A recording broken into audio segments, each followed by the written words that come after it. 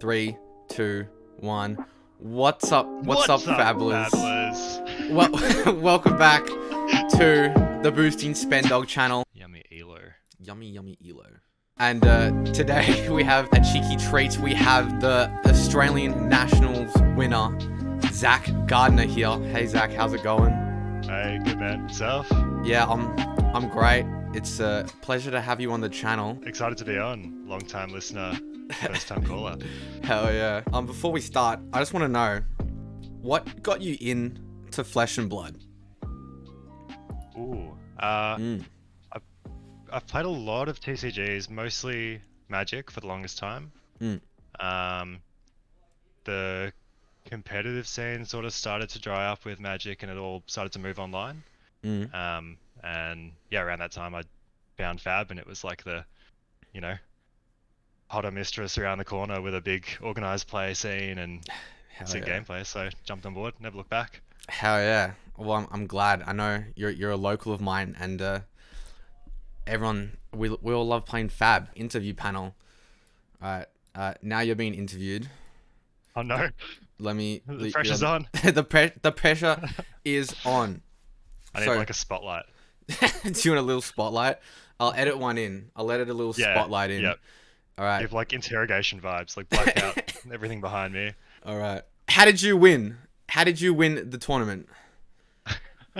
I played Bonds of Ancestry a bunch of times. Bonds of Ancestry. That seemed good. Yeah. That card is really good, and it actually just got hit with the ban hammer today. Yeah. So we lost yellow and blue bonds.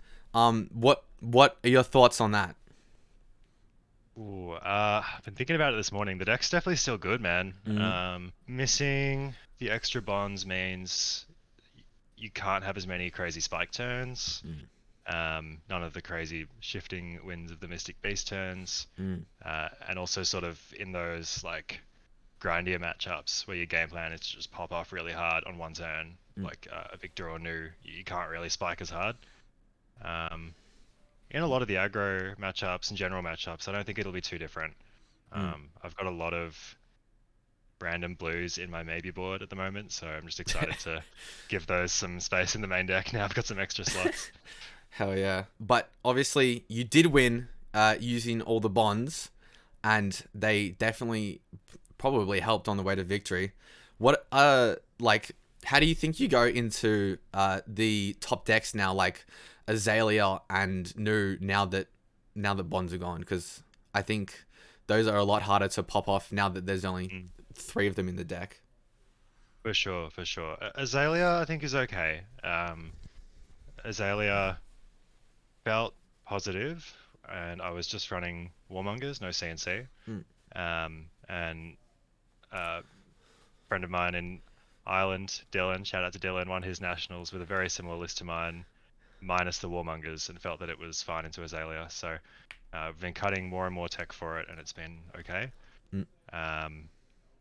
But Nu, I'm terrified of Nu, man. Nu just keeps getting worse and worse. Like, you really need, your only game plan is to have one big pop off and just play good value. And yeah, having that neutered a bit is pretty scary. So I don't even know what other cool tech cards there are. Like, if you lean into playing Dariax and stuff like that, it just feels like you're playing their game in a bad value game. So still got lots to experiment with there, man.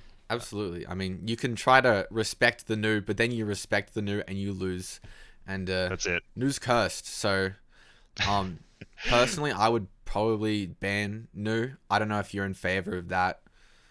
But yeah, hard agree. No one's happy when Nu's involved, man. Like, the new player's not happy, the opponent's not happy. Exactly. Cool Fab experience. It's just a miserable experience in general. At least triple bonds is over and done with. Like, the game's done in 5 minutes. You're not suffering for 50. Yeah, exactly. You know what? Maybe all the new players will leave because bonds isn't good and Zen's not good, and they'll all jump onto Enigma, and then Zen is good again. I think that's a perfect world. That's the perfect world. I think that's the strat. Yeah, I want to know how you went in the CC rounds at Nationals. How did day 1 go for you? Ooh, okay. All right. Off the dome. Round 1 was into another local, Melbourne, Harry. He was on Zen. That was Zen Mirror. Yeah, here we go. Yeah, so I had Harry first. I won the die roll. It was Zen Mirror. I got to go second and start off with a this round's on me and a decent face to tail turn, I'm pretty sure, which just is pretty cursed. Like I just had tempo and got him in that one. Nice. Next up, I had Amelia on Kano from Brisbane. Oh man, with Kano, there's a bit of a story here. I thought Kano was sweet. I had 4 pieces of Spell Void in my equipment suite. Spell Void 4? Yeah, Oh my yeah. So I God. started off AB3, and I'm like, all right, cool, this is good. I've got heaps of blues in my deck. I'm a blue aggro deck. We'll be fine. Chilling. But so often I would still just draw like 4 red hands when it mattered, or like a 1-cost red, or have the Transcend card in Arsenal but not a blue to pair with it. So you'd still just sort of die through everything. So I'm like, all right, Spell Void 4 is good. I can stop the Wildfire combo. I can just play my game plan as normal. I don't ever need to hold back a card or play suboptimally. I've just got good damage. And the night before, I was sitting around the table registering my deck and asked around, like, does anyone have Kano reps? Like, if I have just Spell Void, no AB, how much damage can they do to me with like a Lessons of Lava or an Aether Flare or something? And the answer from everyone else was lots. Like if I went seconds and they went first, they could just go lessons blazing, or like do like 11 damage Arsenal card. Or if we just played fair fab and they didn't go all in on blazing, I was just taking heaps of damage from flares and little just actual mid range or aggro Kano. So last minute, I'm freaking out about my choices, and then housemate friends Matt Clark was also freaking out about his choices for Zen.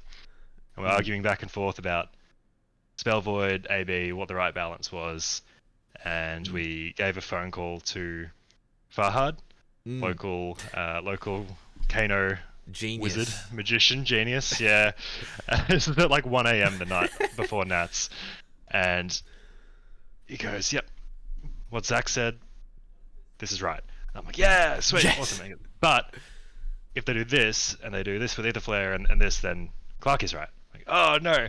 But the optimal thing is to try less AB and Oasis, because that's the only thing that can actually save you. I'm like, okay, Oasis. We like spoke for half an hour.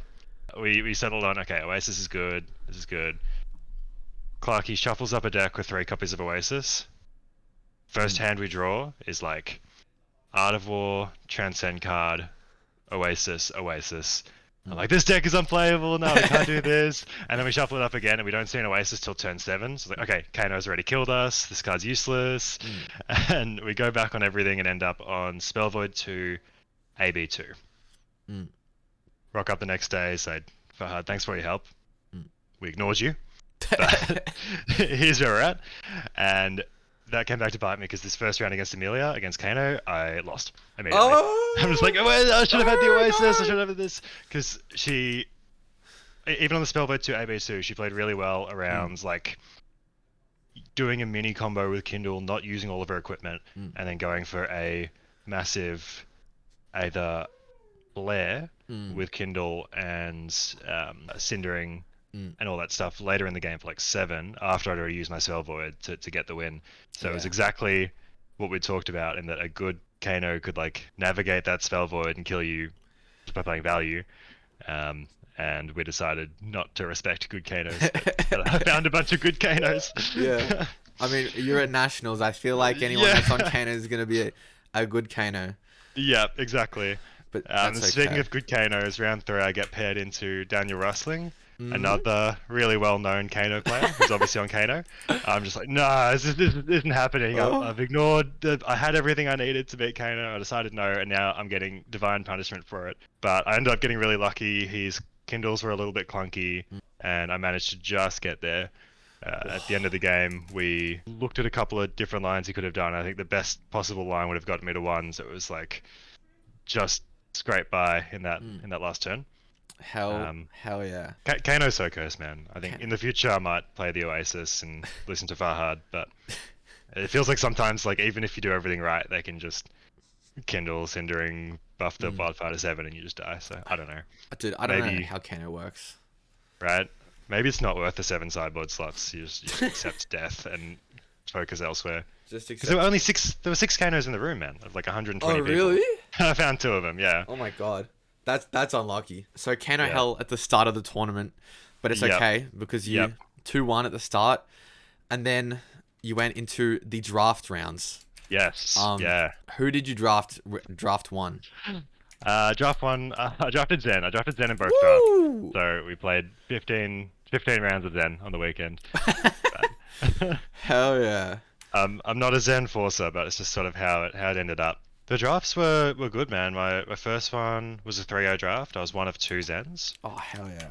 Paid off one of two, so it was me, and then on the opposite corner was Frank on Zen as well, which meant that we got paired off in the first round of the draft, being opposites, and we both just had absolutely juiced Zen decks. Like I had red key unleashed, he had like yellow key unleashed, and a Blanche, and we had like Fuck. we both had heaps of combo targets, transcend. Like we were living like our decks were like CC decks. I think I went second, but had a bit of a clunky start. Like it was a very blue hand without transcend, so didn't do much damage but had tempo. And then we just slung like back to back, like 14 to 17 damage turns. Like it was crazy power for draft, but I just got there on that one. That's wild. Once Yeah. again, proving Zen is just absolutely cracked, no matter what. 100%. Did you also draft Zen in the second draft? Yeah, in the second draft, I drafted Zen. It was nowhere near as open or crazy as that first draft. It was one of three Zens. And I managed to get a couple of wins there against Justin Lim on New, one of four News, unfortunately, and Nick Butcher, who was in the other Zen seat. I inevitably lost that draft in round 9 to Sable, who had a 1-of-1 Enigma deck, which was crazy. That game's on stream, and that was such a fun game. It was like the last game of the day on day one, and we were both tired out of it and just like laughing and enjoying it on stream. But it was still like really tight, and she played that really well. Hell yeah. I played against Declan from Sydney, who was on New. We had just like a super fast like aggro New versus Zen match, and then went and got a nice bit of bubble tea in our little break. And then I played against Evan on New as well, another Cartastic local. But those were all really fun games. Hell yeah. 5-1 draft. Do you have any draft tips for people that are drafting this set in the future? Ooh. Yeah, I'm feeling pretty practiced on draft this time around. Took a little while for it to click for me, but I think more than ever, because you've got so many free picks, but like you're only using 30 cards, so you've got the room to stay open. Your first, like, basically until you don't have to be, you should probably just stay open. Like I always grab Kikois in like my first 5 picks, just get a full suite. It's 4 life points that you leave on the table otherwise. And then if you're an Enigma, they're broken. And just good generic attacks, strong transcend cards, and generics. It's sort of advice that everyone gives, but seriously, if you just grab your equipment early and some good generics early, it gives you so much freedom to pick up strong cards later on when other people are scrabbling for that sort of thing. Hell yes. Every point matters. Like you're just trying to pick up points left and right through armor, through generic cards, you just want good value, everything, I think. 100%. Fab fundamentals, man. Fab fundamentals. When you were in Brisbane, what shoes were you wearing? We need a shoe check. Ooh, Brizzy. I was wearing Tims. That weekend. Tims? Yep. What color were they? Like normal sort of tan Tim boots. Yeah. Okay. Hell yeah. Awesome. And then how was day 2 for you in CC? Okay, day 2. I was coming in. We need 2-1 to top 8, basically. So in my head, it's just one game at a time. It's an armory. I can go 2-1 at an armory.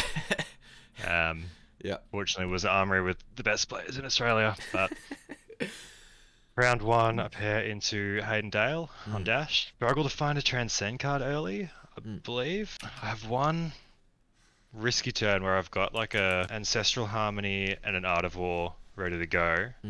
But not really anything guaranteed to go with it. Like I think I had a bonds. Okay, if I can find like something to go with the bonds or some combo attacks off the top, this could be like the turn. And it's an aggro mirror, so there's not really space to try and set up anything else. I just had to go for it. Blocked with the boots, got my Tiger, banished to Art of War, and just drew 2 more red bonds. Mm-hmm. So I'm looking at Art of War with the Ancestral Buff, the Ancestral Whiff, and I've just got 3 red bonds in hand. Oh. And I'm just like, swing for 6, no go again, I guess. And Stumble had enough space to Meganetic and Oh. T-Bone the rest of my fridge, and I hadn't transcended yet, so I didn't get a chi off my hat. I just got absolutely ruined there. Yeah, didn't really have a chance after that. That was a loss. That was a big loss, big L. So I needed 2-0 to finish out the day to get top 8. And next up, I had Jackson from South Australia, who was playing Azalea. So Azalea felt pretty good into. It tested a bit the night before with my friend James, famous Azalea hater, James Lewis. James Lewis. Still registered it for Nats. Love that guy. Yeah, Jackson had a maybe bit of a clunky turn 0 because he Bloodrot Codex me on turn 0. So I got to just put a Ancestral Harmony in Arsenal. And just have a 5-card turn 2, so I just sort of had tempo from there. Got to take a Remorseless to finish off the game. I was counting up my actions. Like, okay, this puts me to 14. Okay, no, I'm only going to do 11 actions on my turn. So that's what I'm sitting there like, maybe Zen's a bit silly if the card that counters it is just, okay, am I dead or not? But yeah, I pretty much just textbook went second, had a massive turn 1 because of his Codex, and just kept going there. Didn't find a red, but there were only sort of 3 turns where he could find one. So I was in the win-in position now, going into round 12. Ooh. And got paired into Zach from Brizzy, Zach Couchy. So the Zach mirror. Zach was on Prism. So, Prism. Yeah, Prism is close for Zen for sure. Like, I think I'd gotten it to a point where it was feeling pretty even to Zen favored, but there are still those games where you just get eruditioned or ALS, and if you don't make the right choices, you just get rolled, sort of snowballed. The night before at the house, we were looking at the bracket for day 2, and it was just Prism hell. Like, there were, I think, like 5 Prisms. Oh my god. Sable, Quan, Zach, there were more, but those were the few that like started standing out to me. I was like, all right, I need to make sure I feel good into Prism. And I harassed Eagle. Oh, Eagle was there as well, playing Prism. I harassed Eagle, who was staying with us and also in the same bracket. And I think we played 3 games of Zen into Prism, and he's just quietly, peacefully playing Prism. And then on our side of the table was me and the entire rest of the house yelling in my ear about how I can beat him. So he's sitting there playing Prism respectfully, and then we're all yelling and screaming about finding the best line to beat Prism. This is the line, or ALS, ALS. Yeah. And Parky would say to me, like, this is the line. Like, are you crazy? He's got 2 cards in the arsenal. ALS is coming. I got to block against. Oh, what if he doesn't? It's just like so many mental things with Prism that like we all just disagreed on every single line. But on that day 2, I felt really prepped into Prism just because I had 5 people's lines ringing in my ears as I was playing it. I think against Zach, I got super lucky there as well, which helped. I think I saw all 3 of my blanches in like the first 5 turns, and they were all impactful. And then he missed on a blue or enough resources to play an ALS on like the one turn where it mattered, and I just had full tempo. I think it was like very, very lucky and in my favor in that game. Hell yeah! So you won that game. I got that one. We got Put that me one. Up at X3. What's that? 9-3. 9-3. Locked up the top 8. Hell yeah! How are you feeling going into top 8, knowing that you had made it? So excited, man. So excited. A bit nervous because it sort of means that every game from here has so much on the line. But ecstatic. Ecstatic. So stoked. Yeah. Hell yeah, dude! Everyone was hyped for you to get in, and I don't know, like we had like 5 people from Victoria in the top 8. Yeah, Dude, yeah. We were cracked. Top 8's just Melbourne locals somehow. Yeah. And it's great.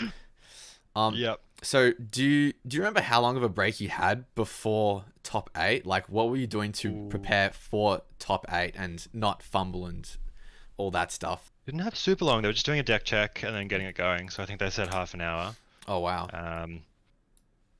Didn't really have time for a sit down meal / I don't like having a big meal when I'm playing cards. I get very like, brain foggy after a meal. So I went to the servo. Got a bag of nuts. Got some salted almonds. Let's go. And a little boss iced coffee. And I remember I actually sat outside on the grass in the beautiful Brizzy weather. It was like 26 in Brizzy in middle of winter. I know. Coming from like 3 degrees here. It's so good. I'm pretty sure, I sat in the grass with some of the other boys from home and some of the other Brizzy boys. I think Sam and Tane were there, Joel and Dan, my Brizzy opponent from round 3, and friend. And ate my nuts, had my little coffee. A little bit of sunshine. Crossed my legs in the grass, had a little zen state, and tried to center myself. Hell yeah! You ready to get into top 8? Yeah, let's go. Let's go. All right. What was your first match of top 8? First match was Quan, Cardtastic local, made top 8 last year at Nats, and the Melbourne Calling, pretty much every top 8 he's been in that I've been around. And he was on Prism. He was on Prism. And we're excited. We're like, all right, you going to Osaka? Both going to Osaka. Spirits are high. Let's have an awesome game. And then Prism absolutely betrayed Quan. He just drew nonsense, unplayable hands for the first 2 turns. I think he didn't draw a Herald in the first 2 turns.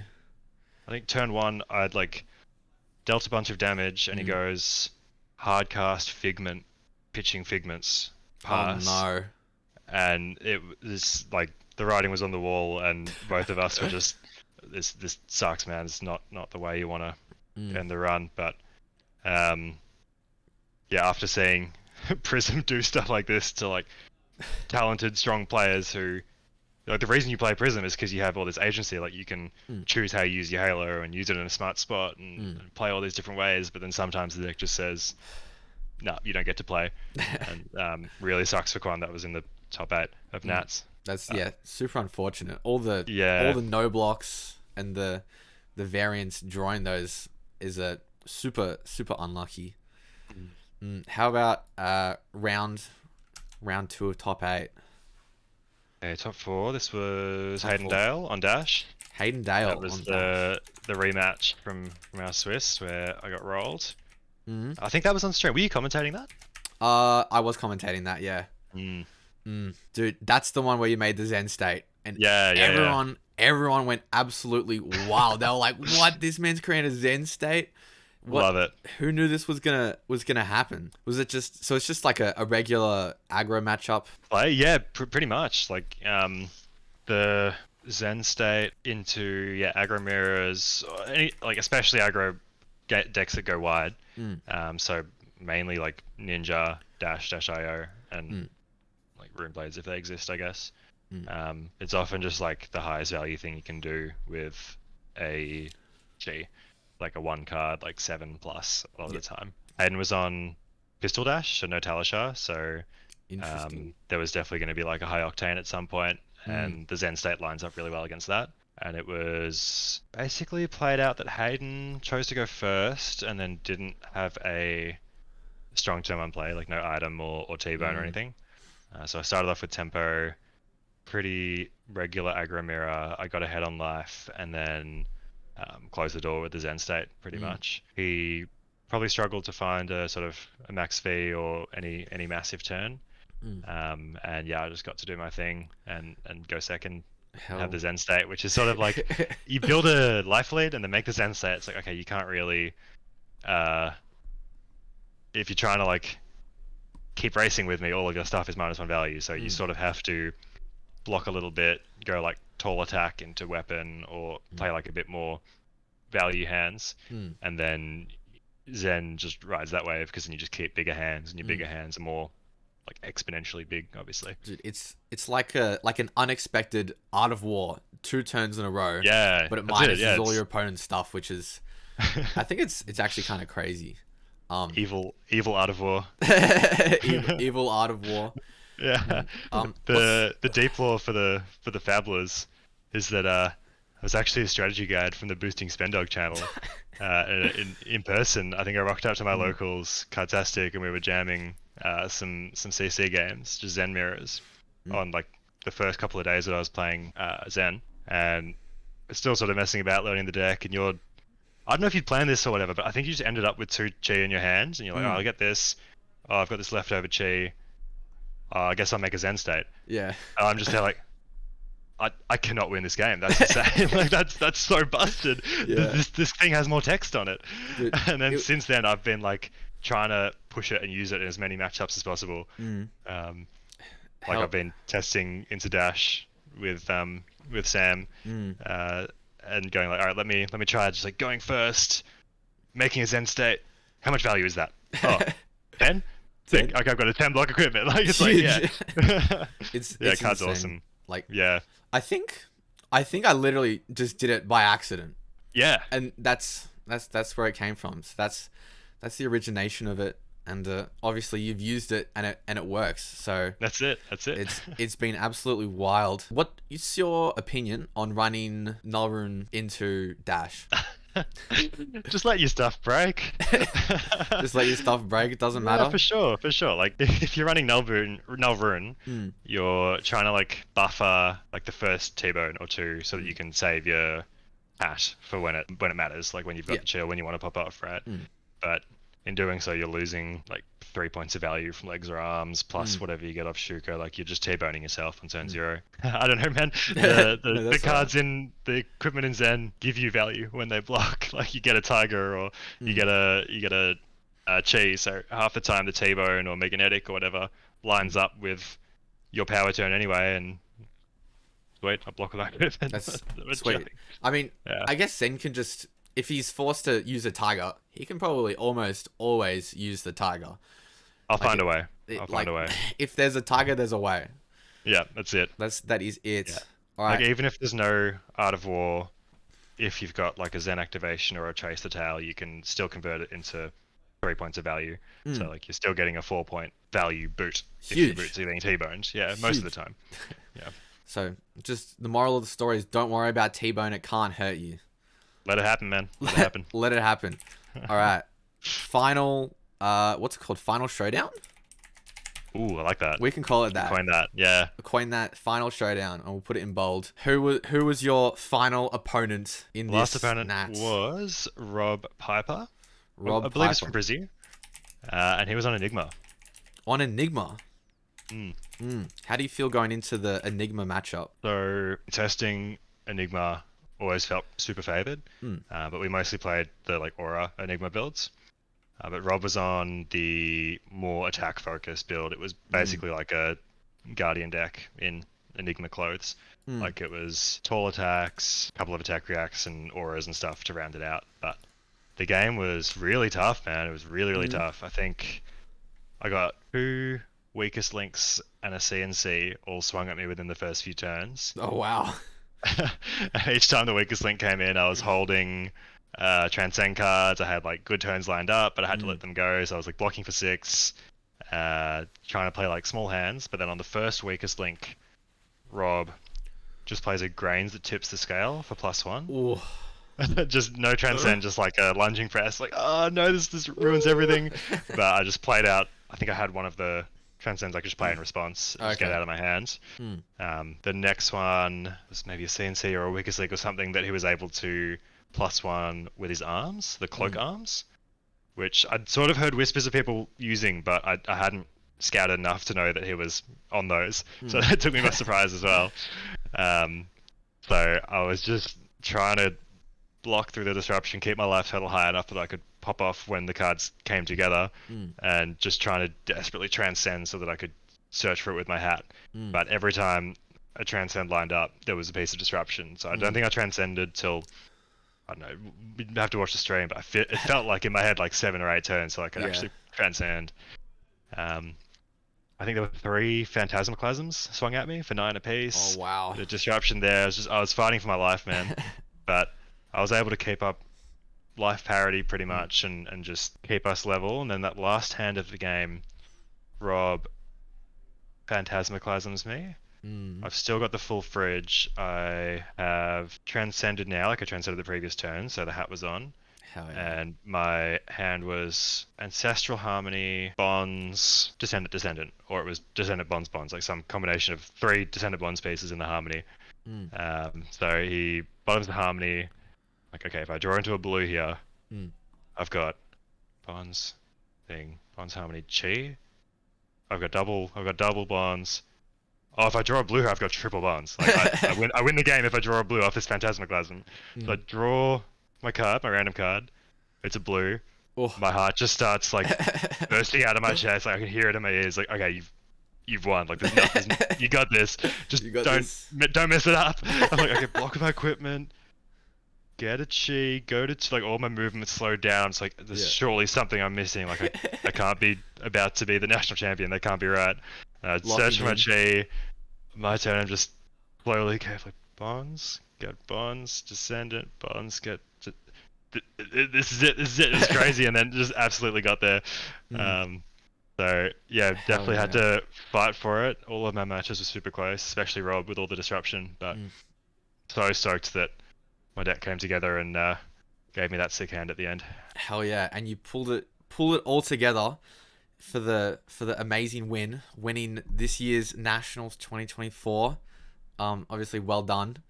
It's Thank you. an amazing Thank you. feat. So stoked. Do you have the deck per chance so we can just flick over some Yeah. random little cards? Yes, yes, yes. All right, so this is the deck that you used That's it. to Yeah. take it all down. Obviously, bonds isn't legal now. No. No. What is something you would per chance swap bonds with? It's my personal list. So if you scroll down to the bottom, it's my maybe board. Ooh. I wanted to try out Swamp. Well, I tested Swamp a bit, but I didn't like it in this like 6 bond version. I liked it more in the like version with Fluster Fists and Rainbow. Yep. But Swamp looks even worse now. There's no blue bonds. Yep. Wind Chakra's not bad. I wouldn't mind the third Biting Breeze or the Orohan. The Mhm. Orohan can be a bit clunky sometimes as well. But Yeah, for sure. I don't know. These are all blues that I have played in the deck and are Yep. good. Mm. Um, Oh, these those are are the all blues that are fine in the deck, so they can at least swap it out and see if it still works like that. Yeah. I'm also thinking like maybe like if you've only got one playset of bonds, the reds, Mm. and then you're playing probably still your 6 descendants, Mm. you can single bonds once, then double bonds later, and then that's it. And then you've still got these extra dead descendants in your deck. Yeah.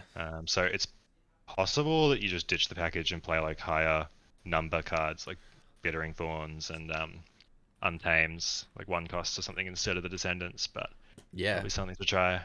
Two biting breeze. What's up with the biting breeze? Yeah, so this is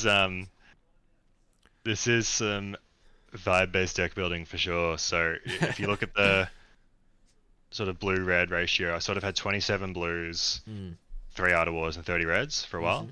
And the reds I liked were red, Harmony of the Hunt. Pretty much. There was a time where all of the winning Zen lists were on red harmonies. Like I think Evan's list from US Nats was on red harmonies. The list that won this or top 8 of the Singapore calling in the same weekend was on 3 red harmonies. And like, yeah, red harmonies the go. And it's so good when it's good. Like all the same reasons as like getting a tiger from your boots for Art of War, setting up a tiger in Arsenal for later, turning on Chase the Tail more consistently, and even just like your Tiger Matters cards like Chase, Tiger Swipe, Mauling that are clunky otherwise. It just gives you like a non-Zen way to turn them on. Yeah. But on that build with 3 of those and 27 blues, I was just drawing a few too many hands of all red 1 costs. Yeah. Which are like the most bricky hands, or some of the most bricky hands you can get. Yeah. So I swapped out the harmonies for blue Biting Breezes. Like, okay, this is sweet. They still make a tiger half the time in an aggro matchup, and you can still chase the tail off it if you transcend. Okay. But then I found I was drawing too many hands of like all blues without a transcend card. Yep. And they're blue 2 blocks as well, so you can't really like do anything with them. So I just split the difference and went 1 of the harmony, because 1 is always good. Like the first one you're always happy to see, right? Yeah, like you can't. for sure. The multiples is worse, and then the 2 blue bitings just to bump up the blue count a bit. So it was definitely like a trial and error over a few weeks sort of number that felt right. Yeah. But I'm super confident in that number. Like 28 reds, 29 blues, and those numbers were sick. Hell yeah. And you're on every transcend card For sure. for sure. Like you can't miss a beat when it comes to transcending. Like you know, It's your hero ability, and you get so much value. Like yeah, every time you transcend, you just feel so above right. for sure. This round's on me. This is a spicy card that I haven't seen in a lot of Zen builds, but seems super interesting. Like Yeah. giving your opponent a card and giving them like a negative spooky Art of War. Yeah. What's up with this card? Card's really good, man. It's basically just for the mirror. Mm-hmm. The math on it is weird because obviously, you give them a card, and it negs everything they play on their turn. So they're incentivized not to really attack you. They're more incentivized to block, but now you're giving them an extra card to block with. So most aggro decks, or like you're never playing this into a non-aggro deck, but into an aggro deck like Dash, which has 3 blocks, or KO, or any like fair deck, this is terrible because you just give them a card, they block out, they don't worry about the debuff, they just send like one thing, and then they've got full tempo, and you achieve nothing. Yeah. But into decks specifically like Zen that have a bunch of 2 blocks and no blocks, and their only way of playing is to attack, and they want to go wide, and they've got little things. This round to me is often like you draw them a card worth 3 value. Yep. Because it's like -1. You draw yourself a card that's worth 3 value. So like Art of War, like it's just 1 resource. It's not card negative. Yeah. If you've got cards like a Harmony or an Art of War active, then your card is worth more than their card. So you've sort of paid 1 resource just to cycle, but your card's better.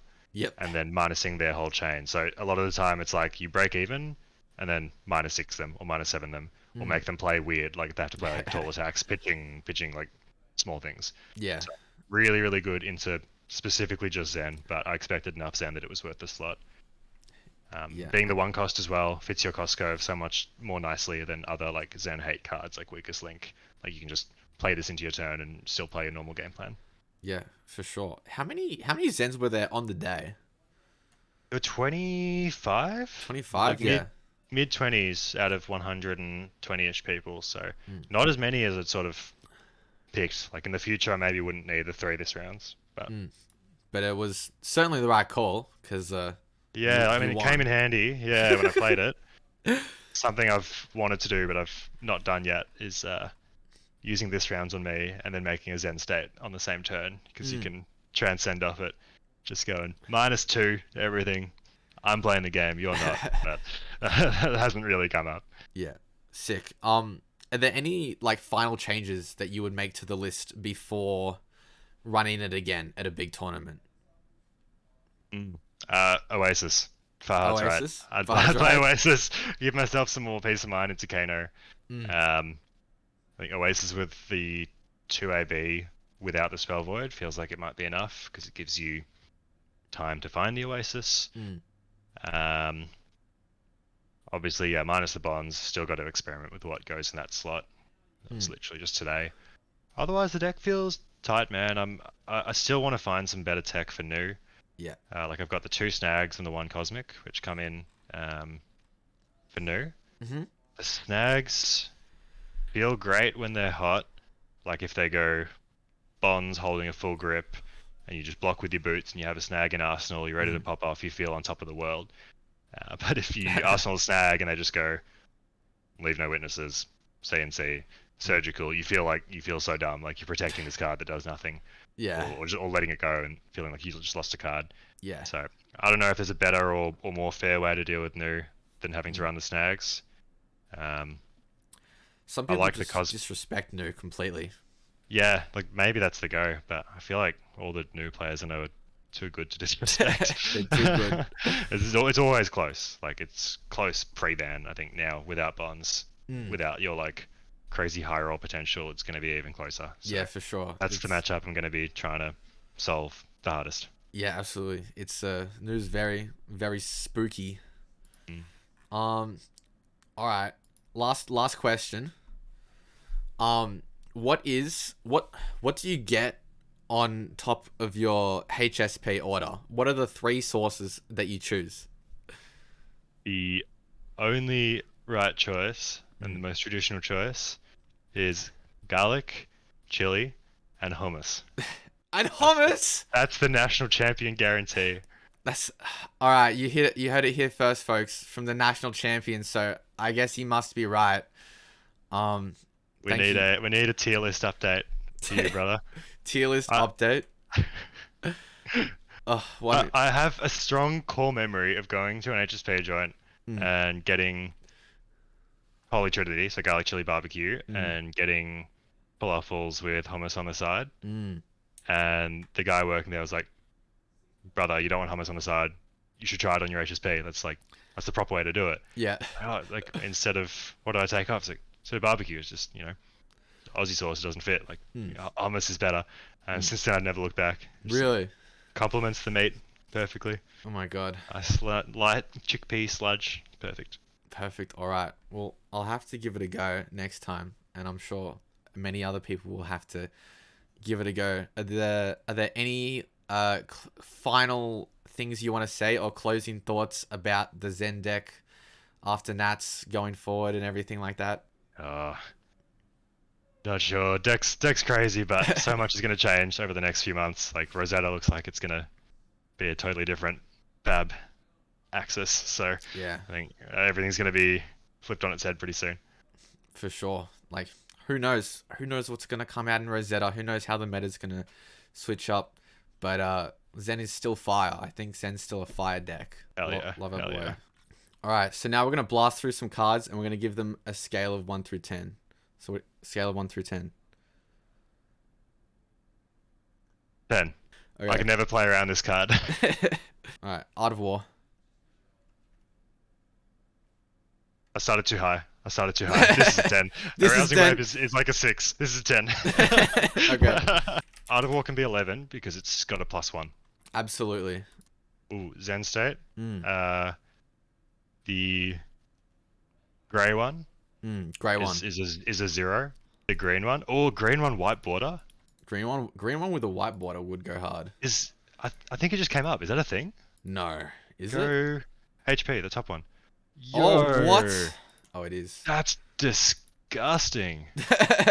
There it is. Oh, we've got to find some of those. That's sick. That's definitely a -10 for minusing all of your opponent's attacks for -2 turns. -10?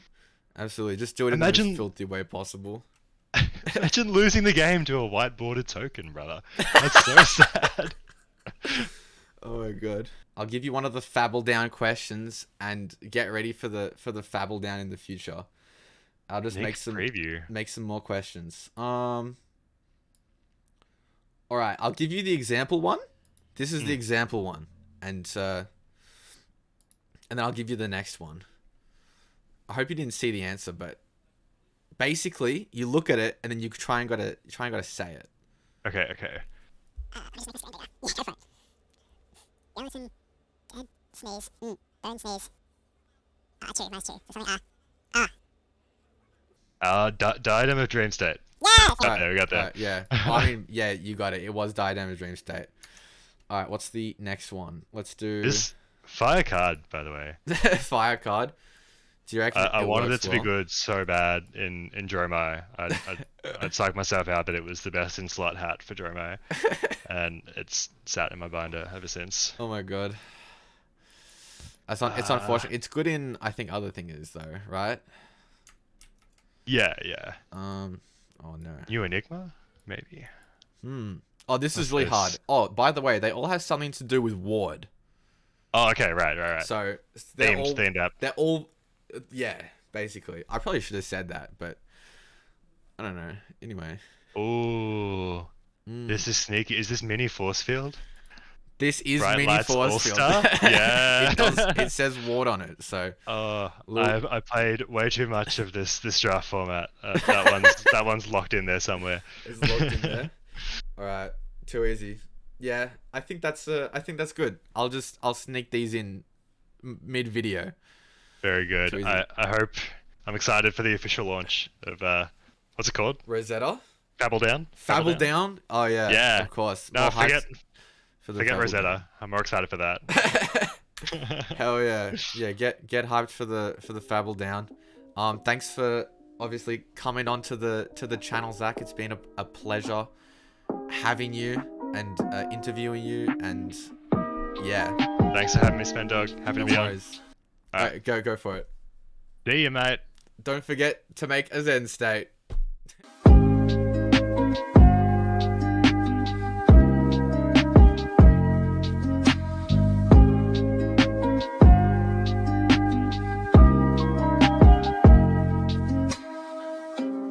Yummy elo. Yummy elo. Alright, how did you go You during... put 2 slides. Yeah. That's it.